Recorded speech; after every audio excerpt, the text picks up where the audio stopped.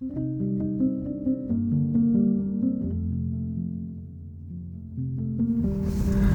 this morning editing, got a little bit behind on these vlogs, so edited yesterday's and the day before's this morning, and now I'm off to meet a friend of mine, Laura, who is another wedding filmmaker that I know from London, and she actually just moved down here just before lockdown and not seen her yet, so we're going to go for a walk this afternoon.